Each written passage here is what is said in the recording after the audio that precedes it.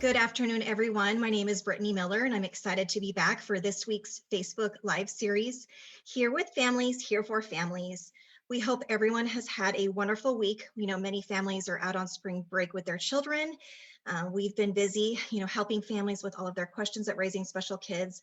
And we've been thinking of all of you as we've been going through this pandemic over a year now. So we've been really grateful to have this platform to connect with our families over social media and provide support and guidance. Again, for those just jumping on, we are so excited for our subject today. We're going to be talking about graduation and how it affects our children in special education. Before I introduced our special guest, I just wanted to provide an update for our organization. So, like I mentioned before, Raising Special Kids, our phones are ringing off the hook, and we're helping families with questions every day about, special education concerns or how to navigate our state programs for children with disabilities, finding support groups or counseling, taking our trainings. We're really just here to support our community. So thank you for calling us. And don't forget, if you have a question or need individual support, we are here for you. We also are in the midst of our tax credit campaign.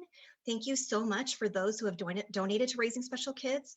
We're so honored for the support we receive from our community to help us continue the work we do in supporting families in our state raising children with disabilities. If you're inclined to donate, we did post the link in our chat.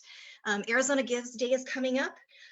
I want to say it's April 6th. I don't have it off the top of my head, but please check our Facebook timeline because we will be posting about that. And it's a great day to donate to your favorite nonprofit, and we would be honored to be your choice to do so. Our spring calendar is also full.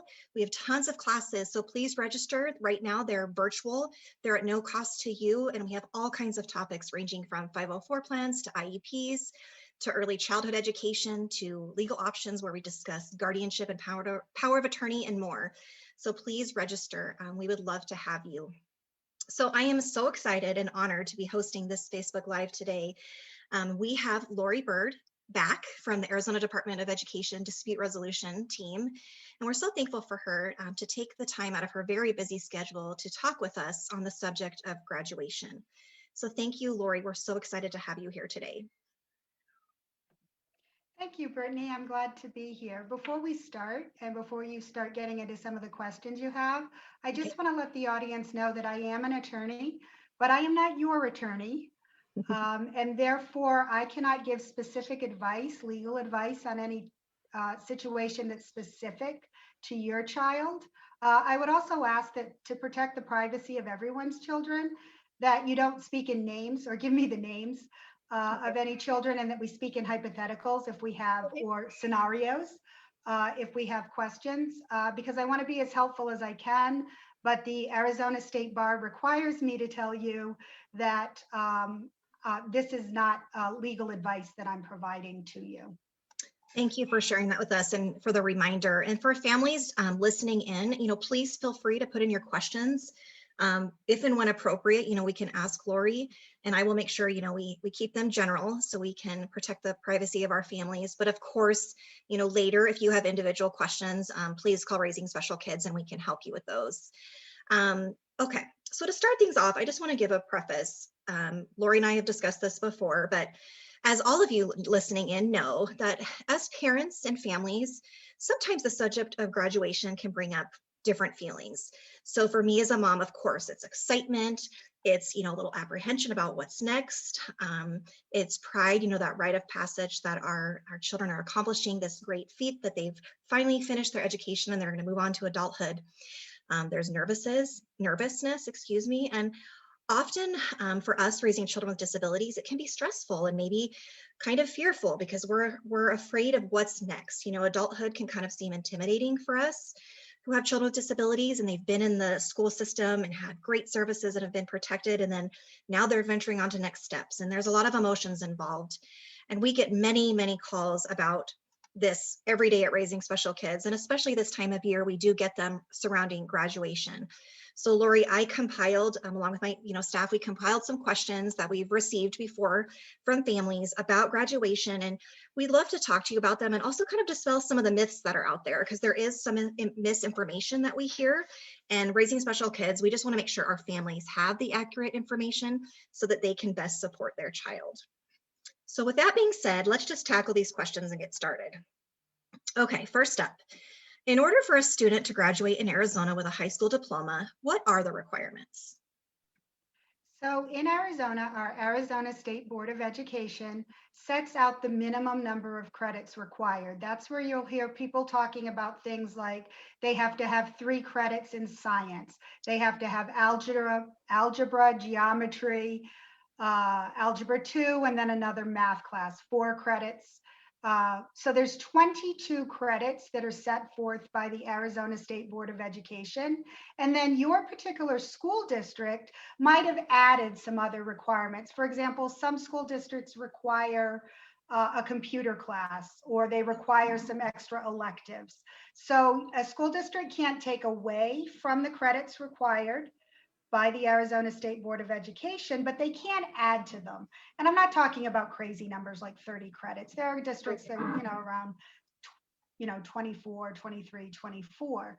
So in Okay. order to earn a regular high school diploma, a student needs to earn a passing grade in all of the courses that the school district has determined fit into those boxes for Okay. math, science, English, CTE, fine arts, that kind of thing. So that's how you earn. All kids, not just kids with disabilities, all kids in Arizona have the same opportunity to earn a high school diploma. That's kind of our floor. Everybody, IEP, no IEP, has the same opportunity to try and earn that regular high school diploma. So that's how that's determined in Arizona. Okay, and thank you for that clarification. Many of our questions as we get into them are going to discuss, children in special education, but it's just good to know that across the board, all of our kids are entitled to, um, you know, meeting their high school diploma requirements, and that there's different standards that the districts may add a little bit, but 22 is the baseline. Is that what I'm understanding? 22 is the baseline, and in order to receive a diploma from your specific educational agency, district or charter school, you have to meet the requirements. It's an acknowledgement that that student has met the requirements of the PEA and has now earned that diploma. Thank you. And PEA for parents, it's the school district is what that means. School district or charter, that's Or correct. charter. Thank you. So who determines if the classes meet the state standards, and you've kind of already answered this, but who determines graduation requirements? So the Arizona State Board of Education sets out the names of the classes, so to speak. You must take Algebra 1, you must take Algebra 2, you must take English, 4 credits of English. The expectation is that those credits will be aligned to our Arizona state standards. Okay. The determination of what alignment is, what a course looks like in any given district, is determined by that school district, usually by the board. Okay. So an algebra class in one district may not look exactly the same as in another. The pacing may be different. Might use different curriculum, but it's not going to look like a basic arithmetic class. It still has to meet the standards for Algebra 1 that have been set out. And I believe you can find the state standards on the Arizona Department of Ed website, not necessarily on the ESS website, because alignment with state standards is the same for all students. Okay.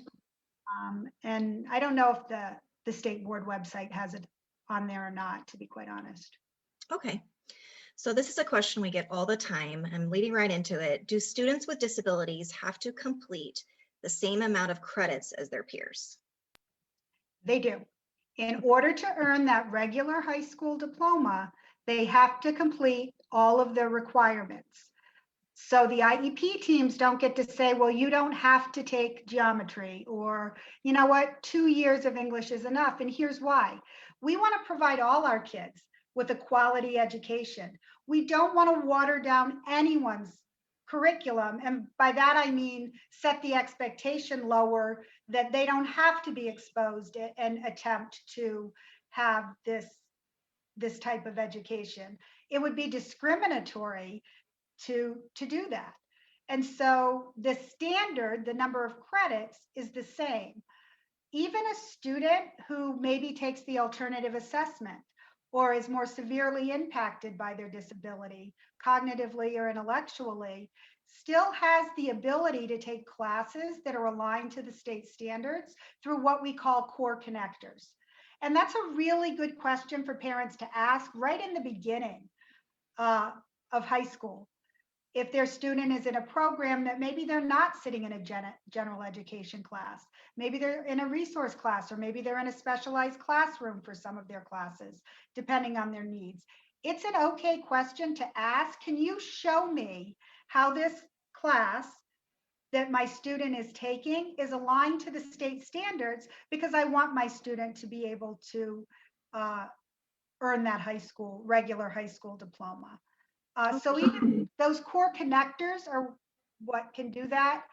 And that's a really important question for parents to ask. And I'm gonna, something we talk about all the time is you don't wait to talk about graduation until March. This Right. is when we're holding our presentation, but you start talking about graduation, you start having that vision for your student as soon as elementary school. And then you really start refining that vision as you've learned more about your child and how they learn, and what your vision and their vision is for themselves after high school. And you start having those conversations as soon as that those kind of things are coming into focus, so that you as a parent are empowered to help your IEP team figure out what your child's high school career is going to look like. Thank you for clarifying that. And so, for example, if there's a student that has a significant intellectual disability and they are on track to hopefully graduate, would the parent work with the IEP team to provide the appropriate modifications to help them meet those standards to pass the class? Is that what you're saying, as far as, asking what the core indicators are and then seeing how that student can be supported in passing the class? Can you talk a little bit more about that? Well, as long as the modifications don't make the class meaningless, and we kind of joke and use this term, shapes of the world is not a geometry class. So Right. you can modify, and again, this is where you really might want to lean on your team a little, because, teachers know, far more about how to modify to get down to that core content that's what you need aligned with state standards. Remember, even a student without a disability isn't expected to ace every single one of the state standards, but there still has to be a floor. And Mhm. so the class still has to meet those basic requirements of whatever it is we're talking about. So maybe English for me is a lot easier to talk about because I'm better at English than math. Me too. um, so for example, the class might be reading Romeo and Juliet. Maybe your student is reading the high-low reader version of Romeo and Juliet. Okay. Maybe your student is being asked concrete questions about Romeo and Juliet at their level of cognitive inquiry.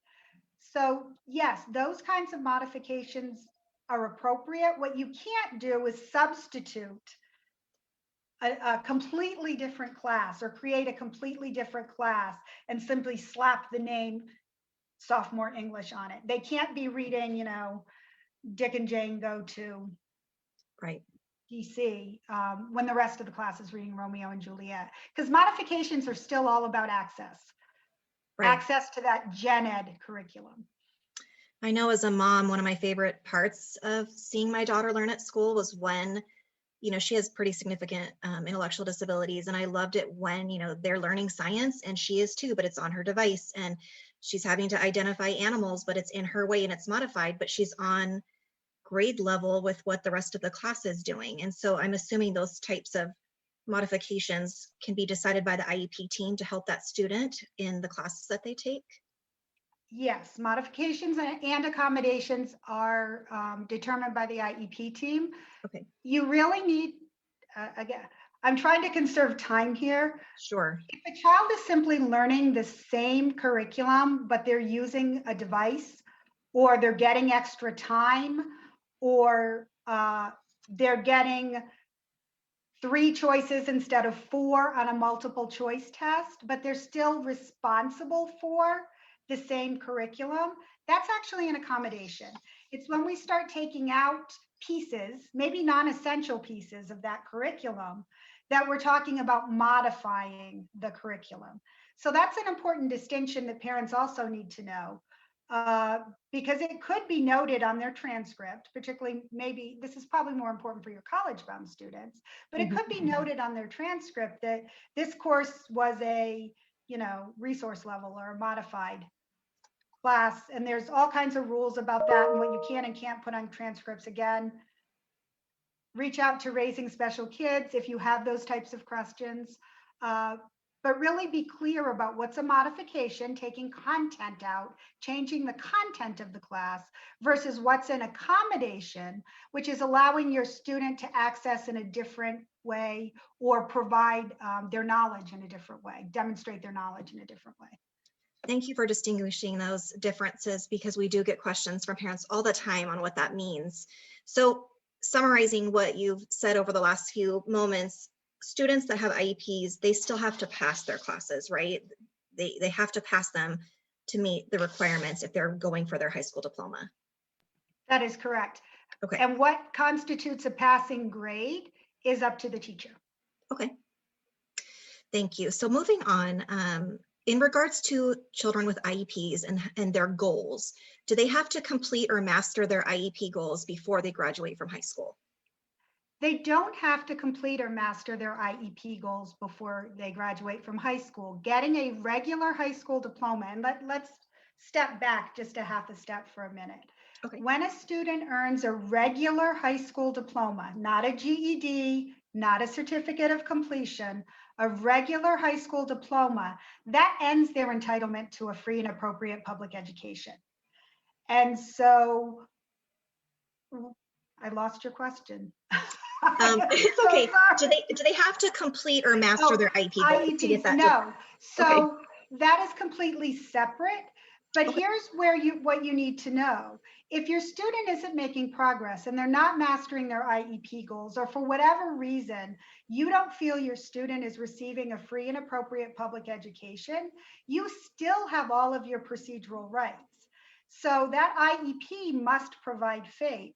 What we're really somewhat focusing on today is we're making an assumption, and I know that's always risky, but we're making an assumption that your student's IEP provides them with a FAPE. And we're only talking about that earning regular high school diploma. So if you feel like your student's not progressing, or they're not getting the services they need, or their transition plan is inadequate, they're not receiving a FAPE, you need to address that in a different way than we're talking about simply earning credits. You still have all of your procedural safeguards in place for that. But no, students graduate all the time without having mastered all of the goals in their IEPs. Okay, thank you. We get that question a lot, and we're going to talk about it more later, but in regards to, can my child stay in longer if they haven't mastered the goals? But it sounds pretty clear that they don't have to. If they've met their credits, they can graduate. Okay. That is correct. And that's because that's an equity issue, right? We don't keep students in high school who have earned their diplomas who are not on IEPs, are not students with disabilities. Right. Students with disabilities deserve the same opportunity to earn that regular high school diploma as everyone else. And when they've done that, they deserve the opportunity to move on to the next thing, whatever that may be for that particular student. And so that's why we don't focus on the IEP goals. We focus on learning and getting that regular high school diploma. And that's also, obviously IDEA and the law and things like that. Thank you. And that leads into a question we have from the chat that's pretty relevant, if you don't mind. If a student has modified courses on their high school transcript, does that generally prevent them from attending a community college? It does not. Because here's what you have to remember about community college. You don't even have to have a high school diploma to go to community college. What you do need to know is your student won't get services in community college, but especially in Arizona, our community colleges have pretty robust disability services. Yeah. And you want to meet with that disability services coordinator as soon as you enroll, or even before. And you want to make sure that your student's going to get the accommodations they need. They may have to take a reading or a math placement test. It's not an entry test, it's a placement test. And you Okay. can talk about how that can be made accessible to them. But having modified courses on your transcript and not, or even not even having a high school diploma shouldn't prevent a student from taking classes or even, going forward with their AA degree at a community college. Thank you for bringing that up. And families, if you have questions about that or anything else we've discussed, please reach out to Raising Special Kids and we can address that with you. Some of the college disability resource centers have come presented to our team and they are incredibly supportive and can definitely help you navigate all that. So thank you for asking that question in the chat. Okay, so let's move on because we still have some more to talk about that's really important. Transition activities. So I will tell you, Lori, we get this question a lot, and I felt it was important to ask. And we know this is a huge topic that could probably be its own Facebook Live, but I briefly wanted to ask this question to you. So what do transition activities have to do with graduation, and do they have to be completed in order for that student to graduate? So transition activities are separate from earning a regular high school diploma. Transition activities are those things that a student with a disability needs to make that leap from high school to whatever the plan is for that particular student. For some, it's college. For some, it's 4-year, 2-year. It might be a trade school. It might be, everything that you could think of. It might be straight to work for some students. It might be some kind of day program for some students through, ARC or whatever. Mm-hmm. So those activities in the IEP should, one, help your student earn that high school diploma if that's what's needed for the next step.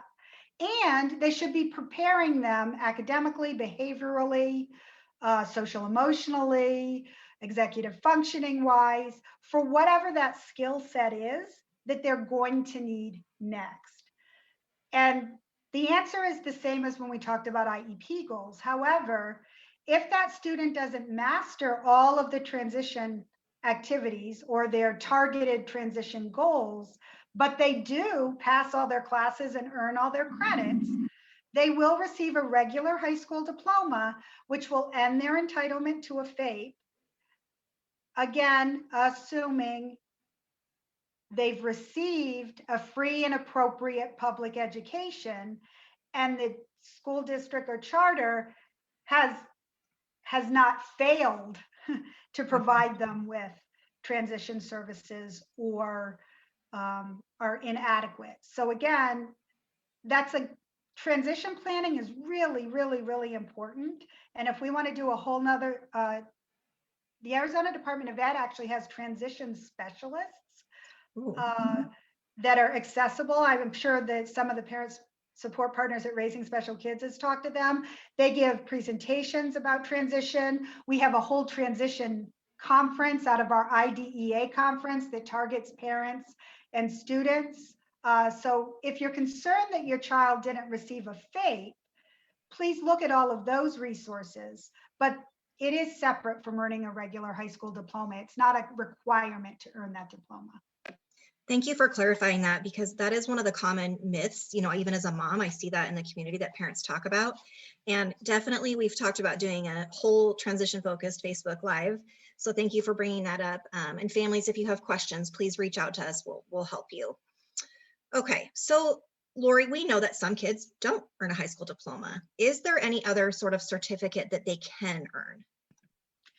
In Arizona, we only have the regular high school diploma, and that includes your Grand Canyon or your other diplomas. Okay. There is nothing that prevents the school district, should they decide to celebrate student achievement and award them a certificate of completion or a certificate of achievement. However, that is not a regular high school diploma, and it's not really recognized as such, and doesn't end your child's entitlement to a free and appropriate public education. There are only two ways to end that entitlement to FAPE. That's either by receiving your regular high school diploma or by aging out, which in Arizona is the age of 22. So if your student's 21 when school starts in August or whatever, July, they turn 22 in October, they're not automatically exited from school. They get to finish out that school year. So that's the law in Arizona. It's actually not the law in all states, but in Arizona, you're allowed to finish out your 22nd year of the year in which they turn 22. So if you start the school year at 21, you can go till the end. If you turn 22 in June, you're not 21, you're done. Okay. So, I know there's kids on the birthday cusp sometimes. Right. Well, that leads us into the next set of questions perfectly, Lori. So, we have many families that call us that have students that possibly will be staying in high school longer than the typical, 4-year experience. So for students that have IEPs, do they automatically get to stay if their parents would like for them to stay until they're 22? No, they do not. And I know that this is a common myth. Yes. I know that there are agencies, unfortunately, that are magnifying that myth. You get to stay in high school until you age out, and we talked about what aging out is, until you've earned a regular high school diploma or until you age out. If you've earned that regular high school diploma, you don't get to stay. And again, we talked about this. We don't keep typical kids in high school. If you've earned your regular high school diploma, you have a right as a student to move on to your next adventure, so to speak. Sure. However, you can talk to your IEP teams when you're looking at, and again, it's kind of in transition planning, there's that section in your IEP that talks about course of study. Mhm. Your course of study is not your graduation plan per se. It's not just the list of in freshman year, we're going to take, what typical freshmen take and on. It really is the courses you're going to take towards those transition objectives. But an IEP team can determine the pace of study. An IEP team can determine what courses that student might take. Are they going to take Algebra 1 in a small group resource setting, in a co-taught setting, in an accelerated AP setting? I don't know if there's AP Algebra 1, but so your IEP team can determine things like that. They just can't change the credit requirements. Okay. So, for example, particularly during this time of pandemic learning online, really struggles with executive functioning, and it is setting them up for failure to take a full load of classes. You might want to talk to your IEP team about what makes sense to provide that student access and success. Maybe they take a class, one less class. Okay. Their graduation, and you need to know that if the student really wants to graduate with their 4-year cohort, because they're not going to be excused from that class, they're going to have to take it. But IEP teams can decide things like pace of study and what classes within those broad categories meet the requirements for graduation. Okay. Thank you. And I know a lot of parents, and just speaking from my personal perspective, when we have children with disabilities, sometimes we're afraid of what's next. And so we feel safe, letting them stay in high school longer. But I think it's important for us to be educated and know, it's not our choice. And so I'm glad that we were talking about this today, because this is a question we hear all the time at Raising Special Kids, and me as a mom, hearing from other parents in the community. So thank you for giving us this information so we know what to do with our kids. So you've kind of already emphasized this, but when should a parent start talking about graduation with their child's IEP team? Preschool, no, I'm kidding. You have to really give your child the opportunity to let you know what types of learner they are. We don't want to put a ceiling on any child. So we don't want to determine, for example, in 2nd grade, that this is a student who is never going to earn a high school diploma, because kids surprise us every single day. Very true. But I do think you want to start talking early. And we talked about having that vision for your child and learning as much as you can about their strengths and their weaknesses and what is their plan for after high school, to the extent that we can give our kids a voice in that as well. What are their preferences? Autonomy is a really important piece of moving towards adulthood, right? True. So at the latest, you want to start talking about this freshman year of high school. And it doesn't mean that it's not going to evolve and it's not going to change and you're still not going to be surprised by your kid or that your kid develops struggles that you didn't anticipate was going to be a struggle.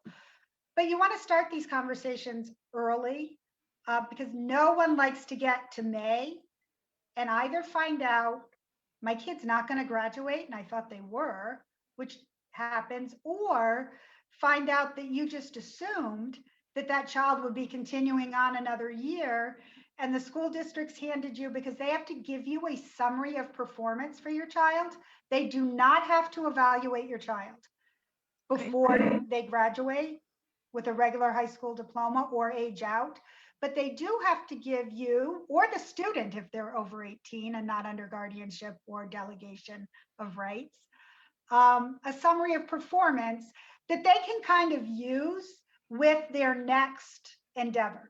So here's their strengths, here's their weaknesses, here's what they've done, here's what they've accomplished, kind of a true summary of performance, as well as a prior written notice exiting that child from special ed. And so you as a parent don't want to wait until you start getting those pieces of paper, because then your options are really limited to getting into this adversarial litigious posture with your school, and that's not in your student's best interest. A student not knowing, am I going to graduate? Am I not going to graduate? Mom says I'm not going to graduate, but the teacher says I am going to graduate. You don't want to get in that loop with your student. And so the sooner you can have an understanding with your IEP team, and as soon as you understand clearly what the requirements are to earn that regular high school diploma, you really want to do that. That is really good advice. I had a question, if you don't mind, related to this that popped into my mind that I've heard from other parents. So if a student wants to graduate on time, they have an IEP and they have failed some classes, is there any sort of credit recovery classes or things that school districts may offer, on the weekends, in the summer?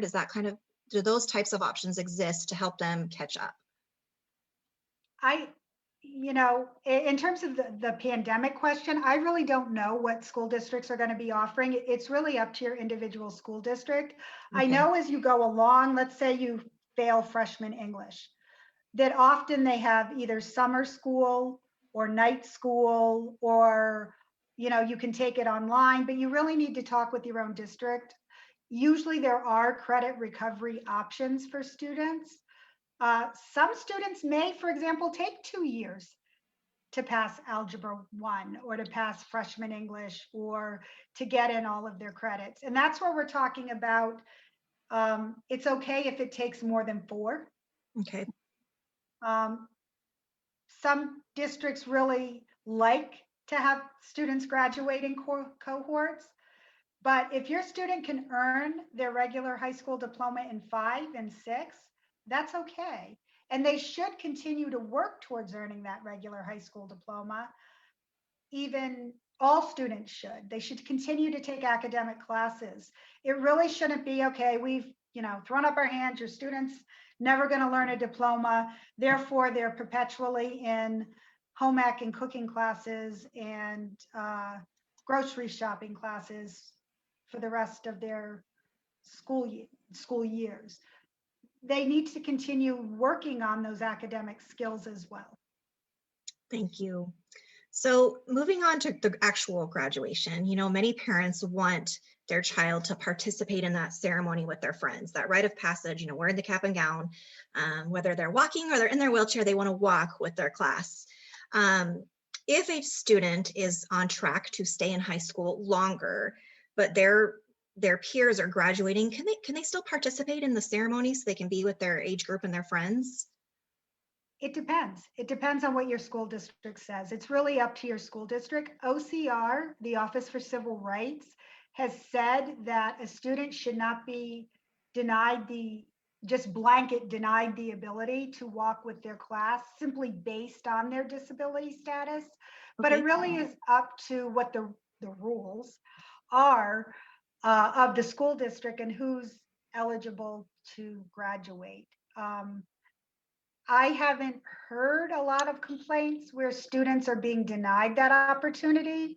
I have heard where some students who are going to graduate in, let's say they need half a year, they Okay. failed half, a semester of something. They might have to walk the following May. It's really a conversation you need to have with your school district, and it's not something that ADE has control over, and it's not really an IDEA Part B kind of state complaint or a due process issue either. It might be a civil rights OCR issue if a school district, for example, is saying students with disabilities are just not allowed to walk in our graduation ceremonies. Okay. And, we have seen, and again, this is individual to your district, but we have seen many that have allowed students to participate. So we encourage you to talk to your district and see how they're running their graduation and how it will affect your child. So before we get to our last question, I wanted to bring up, with Lori's help, Raising Special Kids, we've created a very parent-friendly document that goes over what we've talked about today, what the requirements for graduation are, how it affects our children in special education, and just some good must-knows for parents. So we will put that link in the chat for you to check out, and we really encourage you to read it. It's super parent-friendly and informative. We'll also post the information directly from Arizona Department of Ed. We have lots of savvy parents that can navigate those resources, and it talks about in more detail some of the questions we've covered today. So we really encourage you to check those out, and those will pop up in the chat in just a little bit. Lori, before we close, you've given us some great advice today, and I know I always learn so much from you, so thank you for giving of your time to us and our families. In closing, do you have any advice or words of wisdom for parents who are preparing their child for graduation and some concerns they may have? What is some advice you would give to families who are in this phase of life with their child? Talk early and talk often. That's the same advice I actually gave to special education directors and school staff yesterday. Okay. Have these conversations early and have them often, and have them with your student. Don't delay.